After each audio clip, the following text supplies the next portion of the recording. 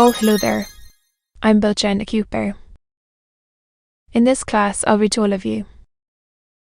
Chapter 25 of Dracula. Ass. Oh. Dracula. Bram Stoker. Chapter 25. Doctor. 11 October. Evening. Jonathan Harker has asked me to note this, as he says he is hardly equal to the task, and he wants an exact record kept. I think that none of us were surprised when we were asked to see him eyes.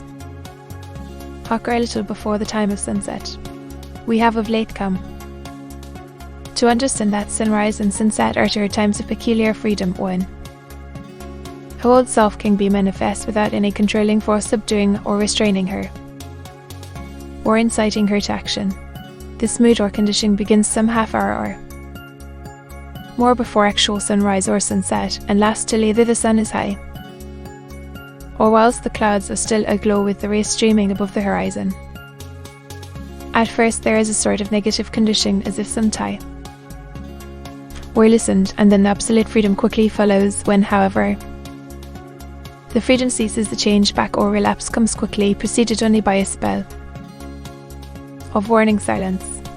Tonight, when we met, she was somewhat constrained and bore all the signs of an internal struggle. I put it down myself to her making a violent effort at the earliest instant she could do so. Very few minutes, however, gave her complete control of herself. Then, motioning her husband to sit beside her on the sofa where she was half reclining, she made the rest of us bring chairs up close.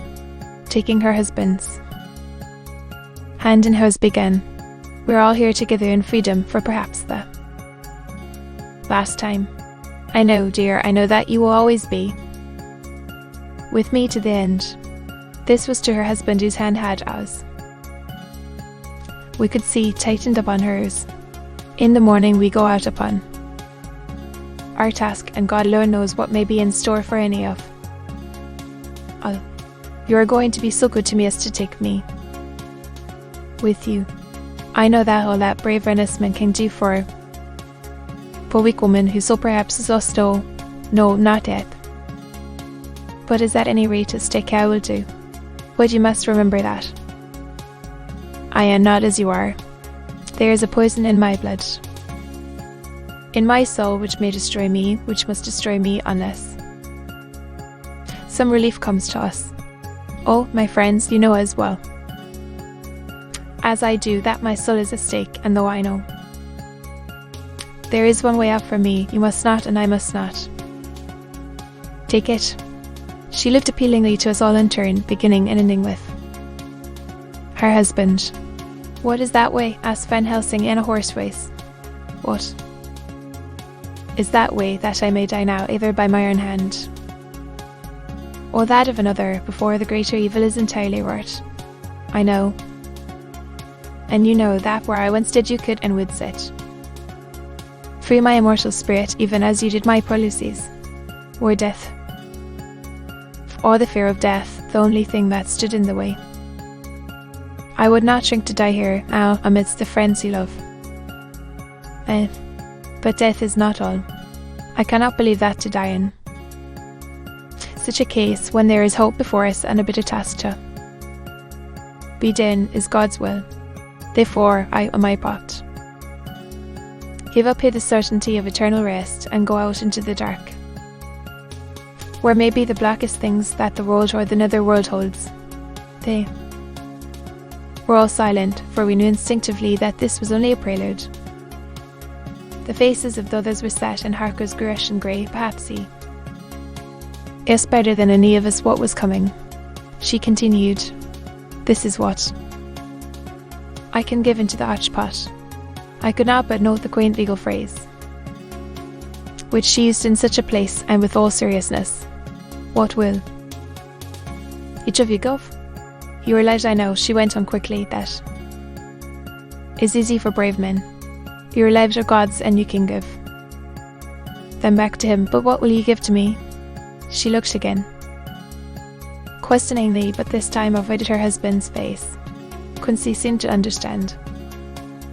He nodded and her face lit up. Then I shall tell you plainly what I want, for there must be no doubtful matter in this connection between us now. You must promise me one, and I'll live in you, my beloved husband of Ash, should the time come. What is that time? The voice was Quincy's, but it was low and strained. When you shall be convinced that I am. So change that, it is better that I die than I may live. And I am thus dead in the flesh, and you will, without a moment's delay, drive a stake through me and cut off my head. Quincy was the first to rise after the pause. He knelt down before her and taking her hand in his, said solemnly, I'm only a rough fellow who hasn't perhaps lived as a man should do in such a distinction, but I swear to you by all that I hold sacred and dear that should the time ever come, I shall not flinch from the duty that you have set. And I promise you, too, that I shall make all certain. My true friend, was all she could say amid her fast-filling tears, as, bending over, she kissed his hand. I swear the same, my dear Madame Mina, said Van Helsing. And I, said Lord Godalming, each of them in turn kneeling to her to take the oath. I followed myself. Then her husband turned to her one-eyed and with a greenish pallor which subdued the snowy whiteness of his hair, and asked, and must I too make such a promise? Oh, you too, my dearest, she said with infinite yearning of pity in her voice and eyes. You must not shrink. They are nearest and dearest in all the world to me. Our souls are knit into one for all life and all time. Think, dear, that there have been times when brave men have called their wives and their womankind to keep them from falling into the hands of the enemy. Their hands did not falter any the more because those that they loved implored them to slay them. It is men's duty towards those whom they love in such times of sore trial. And oh, my dear, if it is to be that I must meet death at any hand, let it be at the hand of him that loves me best. Dr. Van Helsing, I have not forgotten your mercy in poor Lucy's case. To him who loved stopped with a flying bush and changed her phrase to him who had best right to give her peace. If that time shall come again, again I swear, came the professor's resonant voice. My Sarka smiled, positively smiled, as with a sigh of relief. She leaned back and said, and not one word of warning, a warning which you must never forget. This time, if it ever come, may come quickly and unexpectedly, and in such case you must lose no time in using your opportunity. At such a time I myself might be, nay, if the time ever comes. One more request. She became very solemn as she said this. It is not vital and necessary like the other, but I want you to do one thing for me, if you will. We all acquiesced, but no one spoke. There was no need to speak. I want you to read the burial service. She was interrupted by a deep groan from her husband. Taking his hand in hers, she held it over her heart and continued, You must read it over me some day, whatever may be the issue of all this fearful state of things. It will be a sweet thought to all, or some of us. You, my dearest, will I hope read it. But oh, my dear one, he pleaded. Nay, she said, holding up a warning hand. Oh, my wife, must I read it? He said before he began. It would comfort me, my husband, was all she said.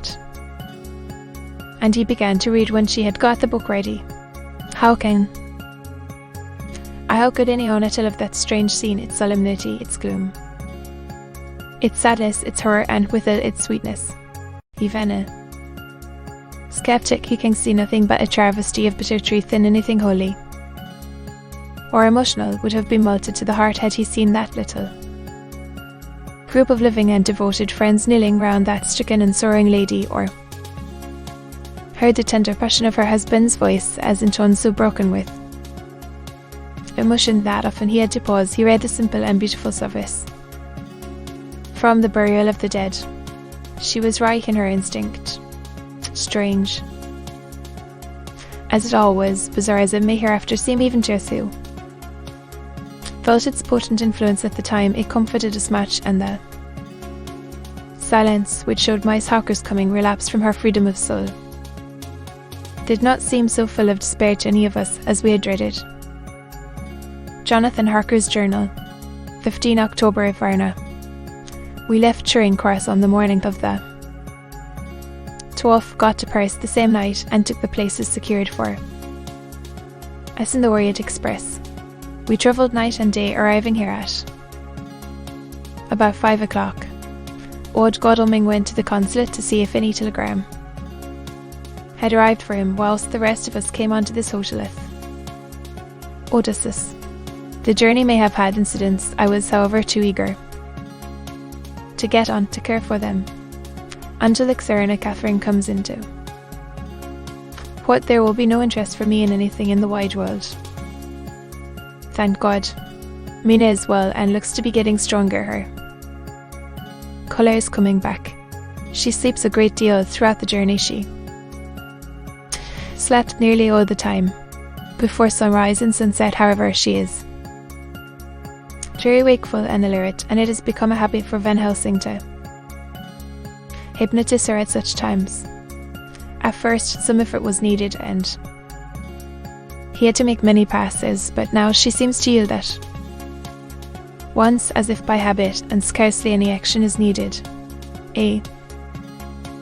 Seems to have power at these particular moments to simply will, and her thoughts obey him. He always asks her what she can see and hear, too, and says to the first, nothing, all is dark, and to the second, I can hear the waves lapping against the ship and the water rushing by. Canvas and cordage strain and masts and yards creak. The wind is height shaking here. It in the shrouds, and the bow throws back the foam. It is evident that the Xerna Catherine is still at sea, hastening on her way to Varna. Lord Godalming has just returned. He had 4 telegrams, one each day, since we started, and all to the same effect, that the Xerna Catherine had not been reported to Lloyd's from anywhere. He had arranged before leaving London that his agent should send him every day a telegram saying if the ship had been reported.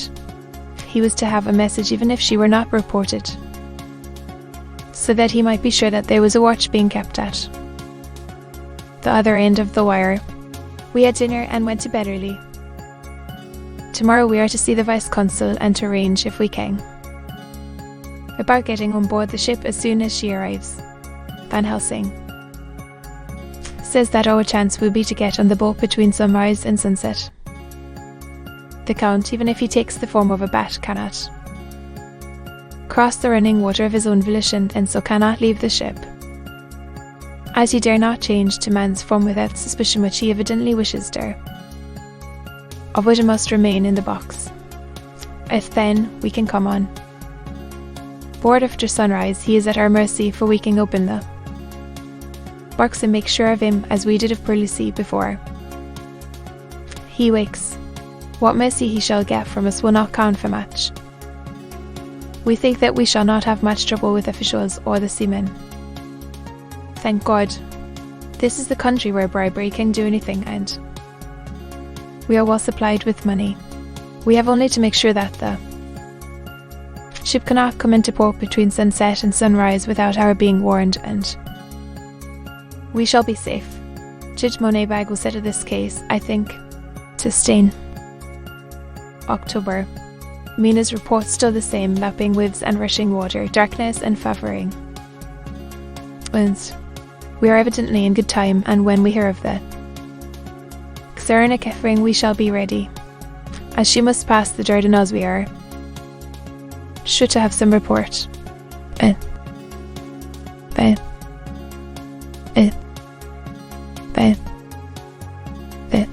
17 October. Everything is pretty well fixed now, I think, to welcome the Count on his return from his tour. Godalming told the shippers that he fancied that the box sent aboard might contain something stolen from a friend of his and got. I have consent that he might open it at his own risk. The owner gave him a paper telling the captain to give him every facility in doing whatever he chose on board the ship, and also a similar authorization to his agent. At Varna, we have seen the agent who was much impressed with Godalming's kindly manner to him, and we are all satisfied that whatever he can do to aid our wishes will be done.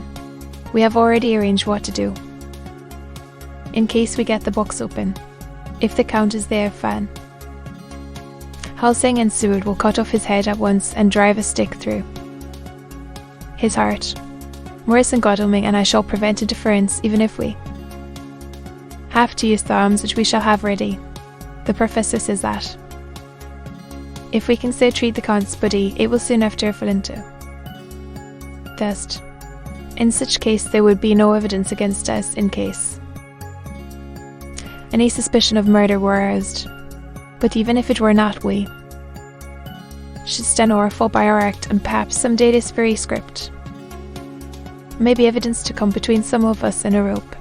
For myself, I should take the chance only too thankfully if it were to come. We mean to leave no stone unturned to carry out our intent. We have arranged with certain officials that the instant the Xerna Catherine is seen, we are to be informed by a special messenger. 24 October. A whole week of waiting. Daily telegrams to Godalming, but only the same story, not yet reported. Mina's morning and evening hypnotic answers unworried, lapping waves, rushing water and creaking masts. Telegram October 24th. Rufus Smith, Lloyd's, London, to Lord Godalming. Care of HBM, Vice Consul Verna. Dr. Seward's diary. 25 October. How I miss my phonograph. To write diary with a pen is irksome to me, but Van Helsing says I must. We were all wild with excitement yesterday when Godalming got his telegram from Lloyd's. I know now what men feel in battle when the call to action is heard. Miss Harker, alone of our party, did not show any signs of emotion. After all, it is not strange that she did not, for we took special care not to let her know anything about it, and we all tried not to show any excitement when we were in her presence. In old days she would, I am sure, have noticed, no matter how we might have tried to conceal it, but in this way she is greatly changed during the past 3 weeks. The lethargy grows upon her, and though she seems strong and well and is getting back some of her colour, Van Helsing and I are not satisfied. We talk of her often. We have not, however, said a word to the others. It would break poor Harker's heart, certainly his. Never Feeney that we had even a suspicion on the subject. Van Helsing examines, he tells me, her teeth very carefully whilst she is in the hypnotic condition, for he says that so long as they do not begin to sharpen, there is no active danger of a change in her. If this change should come, it would be necessary to take steps. But we both know what those steps will have to be, though we do not mention our thoughts to each other. We should neither of us shrink from the task, awful though it be to contemplate. Euthanasia is an excellent and a comforting word. I am grateful to whoever invented it. It is only about 24 hours sail from the Dardanelles. Tour at the rate that Xerna Catherine has come from London. There should therefore arrive sometime in the morning, but as she cannot possibly get in before then, we're all about to retire early. We shall get about 1 o'clock so as to be ready. 25 October at noon. No news yet of the ship's arrival. Miss Harker's hypnotic report this morning was that same as usual, so it is possible that we may get news at any moment. We men are all in a fever of excitement, except Harker. who is calm, his hands are cold as ice, and an hour ago. I found him wetting the edge of the great gook, and I for now always carries with him. It will be a bad lookout for the current if the edge of that creever touches his throat, driven by that stern ice cold. And Van Helsing and I were a little alarmed about Miss Harker today. About noon she got into a sort of lethargy which we did not like. Although we kept silence to the others, we were neither of us happy about. She had been restless all the morning, so that we were at first glad to know that she was sleeping, when, however, her husband mentioned casually that she was sleeping so soundly that he could not wake her. We went to her room to see for ourselves. She was breathing naturally and looked so well and peaceful that we agreed that the sleep was better for her than anything else. Poor girl, she has so much to forget that it is no wonder that sleep, if it brings oblivion to her, does her. But, like our opinion was justified, for when after a refreshing sleep of some hours, she woke up, she seemed brighter and better than she had been for days. At sunset she made the usual hypnotic report, wherever he may be in the Black Sea, the Count is hurrying to his destination, to his doom. I trust. 26 October. Another day and no tidings of the Cyrenaic ring. T. Ought to be here by now. That she is still journeying somewhere is apparent. From Miss Harker's hypnotic report at sunrise was still the same. It's possible that the vessel may be lying by at times for fog. Some of the steamers which came in last evening reported patches of fog both to north and south of the port. We must continue our watching as the ship may now be signalled any moment. 27 October at noon. Most strange now. News yet of the ship we wait for. Miss Harker reported last night. And this morning, as usual, lapping waves and rushing water, though she added that the waves were very faint. The telegrams from London have been the same now. For the report, Van Helsing is terribly anxious and told me just now that he fears the Count is escaping us. He added significantly, I did not like that. Lethargy of Madame Mina's. Souls and memories can do strange things during trance. I was about to ask him more, but Harker just then came in and he held up a warning hand. We must try tonight at sunset to make her speak more fully when in her hypnotic state. 28 October. Telegram. Rufus Smith. London to Lord Godalming, carriage BM Vice-Consul. Arna. Dr. Seward's diary. 28 October. When the telegram came announcing their arrival in Alas, I do not think it was such a shock to any of us as might have been expected. True, we did not know whence or how, or when the boat would come, but I think we all expected that something strange would happen. The delay of arrival at Varna made us individually satisfied that things would not be just as we had expected. We only waited to learn where the change would occur. Nonetheless, however, it was a surprise. I suppose that nature works on such a hopeful basis that we believe against ourselves that things will be as they ought to be, not as we should know that they will be. Transcendentalism is a beacon to the angels, even if it be a will-o'-the-wisp to men. It was an odd experience, and we all took it differently. Van Helsing raised his hand over his head for a moment, as though in remonstrance with the Almighty, but he said not a word, and in a few seconds stood up with his face sternly set. Lord Godalming grew very pale and sat breathing heavily. I was myself half stunned and looked in wonder at one after another. Quincy Morris tightened his belt with that quick movement which I knew so well in our old wandering days. It meant action. Miss Harker grew ghastly white, so that the scar on her forehead seemed to burn, but she folded her hands weakly and looked up in prayer. Harker smiled, actually smiled a dark, bitter smile of one who is without hope, but at the same time his action belied his words. For his hands instinctively sought the hilt of the great kukri knife and rested. There. When does the next train start for Galatz? Said Van Helsing to us.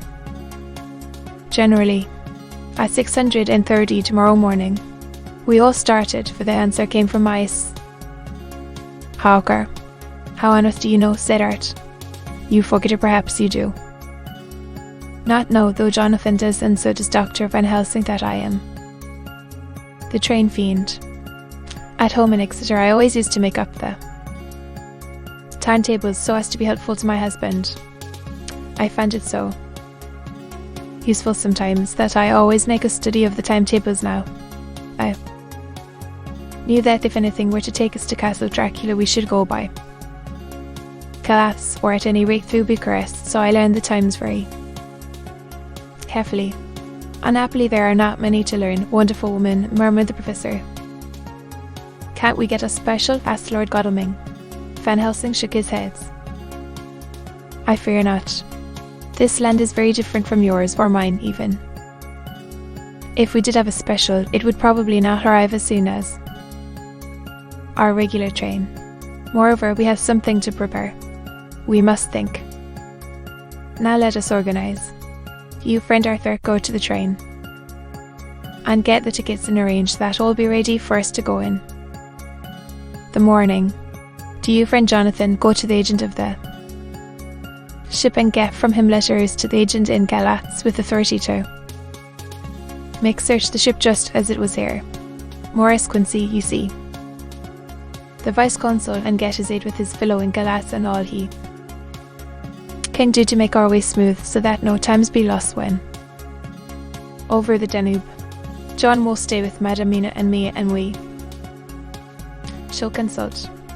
For so if time be long you may be delayed, and it will not matter when the sun set. And I, said Mice Harker, brightly, and more like her old self than she had been for many a long day, shall try to be of use in all ways, and shall think and write for you as I used to do. Something is shifting from me in some strange way, and I feel freer than I have been of late. The three younger men looked happier at the moment, as they seemed to realise the significance of her words, but Van Helsing and I, turning to each there, met each a grave and troubled glance. We said nothing at the time, however. When the three men had gone out to their tasks, Van Helsing asked Mice Harker to look up the copy of the diaries and find him the part of Harker's journal at the castle. She went away to get it.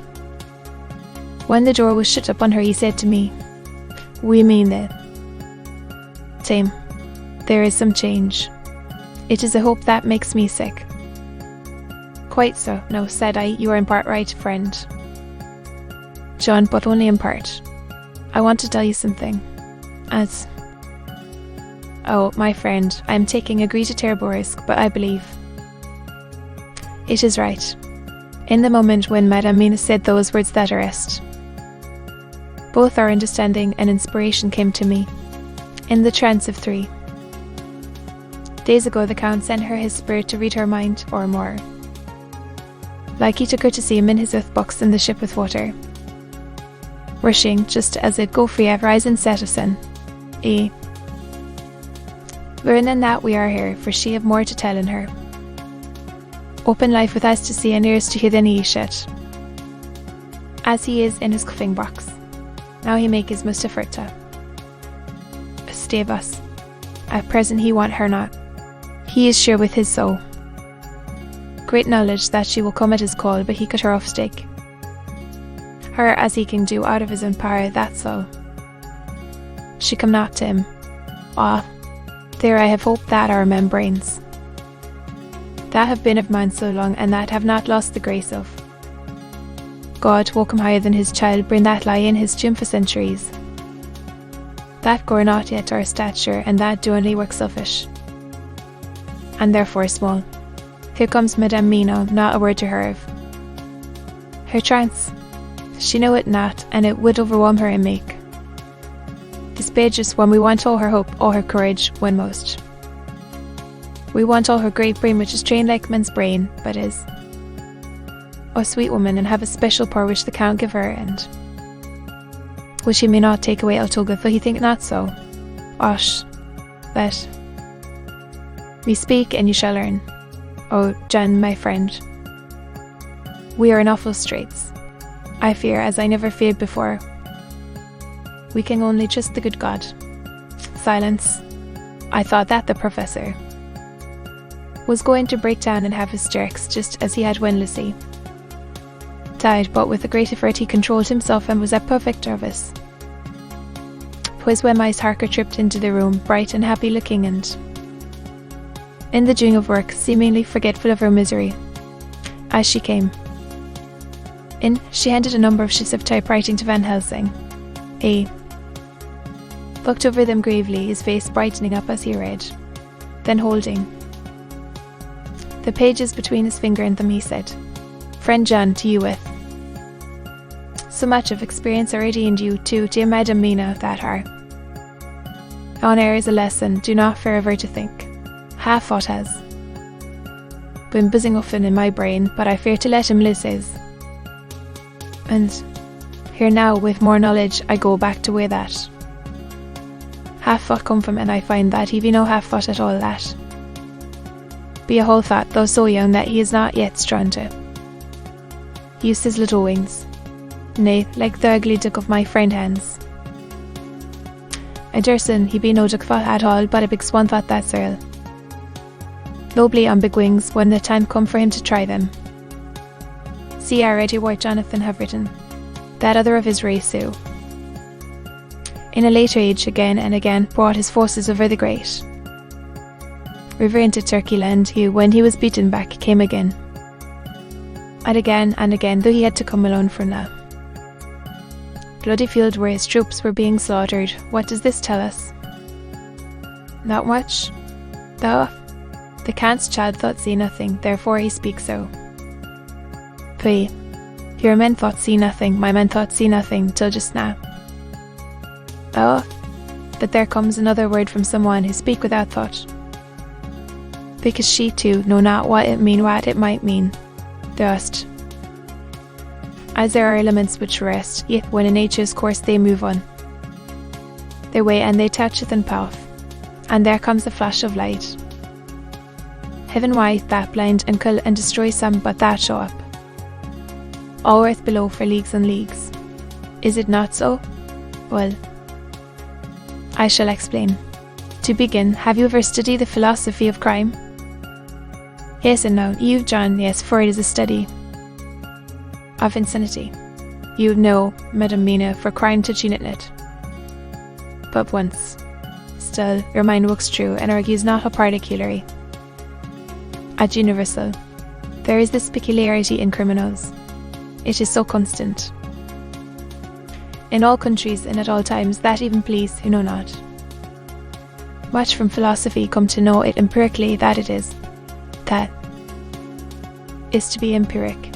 The criminal always work out one crime, if that is the true criminal, he seems predestinate to crime, and you will have none other. This criminal has not foam and brain. He is clever and cunning and resourceful, but he be not of man's stature as to brain. He be of child brain and watch. Now this criminal of ours is predestinate to crime also, he too have child brain, and it is of the child to do what ye have. But the little bird, the little fish, the little animal learn not by principle, but empirically, and when he learned to do, then there is to him the ground to start from to do more. Thus be still, said Archimedes. Give me a fulcrum, and I shall move the world to do. Whence is the fulcrum whereby child brain become membrane, and until he have the purpose to do more, he continue to do the same again every time, just as he have done before. Oh, my dear, I see that your eyes are opened, and that to you the lightning flash show all the leagues. For my Sarko began to clap her hands, and her eyes sparkled. He went on, now you shall speak. Tell us two dry men of science what you see with those so bright eyes. He took her hand and held it whilst she spoke. His finger and thumb closed on her pulses. I thought instinctively and unconsciously as she spoke. The Count is a criminal and a criminal type. Morda and Lombroso would so classify him and could criminal. He is of imperfectly firm mind. This in a difficulty he has to seek resource and habit. His past is a clue and the one page of it that we know, and that from his own lips it tells that once before one. In what Mr. Morris would call a tight place, he went back to his own country from the land he had tried to invade, and thence without losing purpose prepared himself for a new effort. He came again better equipped for his work and won. So he came to London to invade it. The land. He was beaten, and when all hope of success was lost, and his existence in danger, he fled back over the sea to his home. Good boat you took over Lady Sid Van Helsing, enthusiastically as he stooped and kissed her hand. A moment later he said to me as calmly as though we had been having a sick-room consultation, 72 only, and in all this excitement I have hope. Turning to her again, he said with keen expectation, "But go on. There is more to tell if you will. Be not afraid, John and I. Oh, I do in any case, and shall tell you if you are. All right. Speak, I will try to, nay. Fear not, you. Must be egotist, then, as he is criminal, he is selfish, and as his intellect is small and his action is based on selfishness, he confines himself to one purpose. That purpose is remorseless, as he fled back over the Danube, leaving his forces to be cut to pieces, so now he is intent on being safe, careless of all, so his own selfishness frees my soul somewhat from the terrible power which he acquired over me on that dreadful night. I felt it. Oh, I felt it. Thank God for his great mercy. My soul is freer than it has been since that awful hour, and all that haunts me is a fear lest in some trance or dream he may have used my knowledge for his ends. The professor stood up. He has so used your mind, and by it he has left us here. Inferno, whilst the ship that carried him rushed through enveloping Phobapta. That's where doubtless he had made preparation for escaping from us. But his child mind only so far, and it may be that, as ever is in God's providence, the very thing that the evil do most draconian for his selfish good turns out to be his chiefest harm. The hunter is taken in his own snare, as the great psalmist says. For now, that ye think he is free from every trace of us all, and that he has escaped us with so many errors to him, then his selfish child brain will whisper him to sleep. He think too that as he cat himself off from knowing your mind, there can be no knowledge of him too. You there is where he fell. That terrible baptism of blood which he gave you makes you free to go to him in spirit, as you have as yet done in your times of freedom, when the sun rise and set. At such times you go by my volition and not by his, and this part to good of you and others, as you have won from your suffering at his hands. This is now all the more precious that he know it not, and to guard himself have even cut himself off from his knowledge of our where. We, however, are not selfish, and we believe that God is with us through all this blackness and these many dark hours.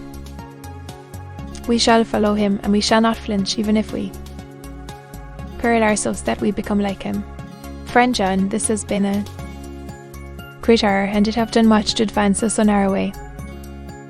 You must be scribe and write him all down, so that when the others return from their work you can give it to them, and so I have written it whilst we wait their return, and Miss Hawker has written with her typewriter also, and she brought them as to us.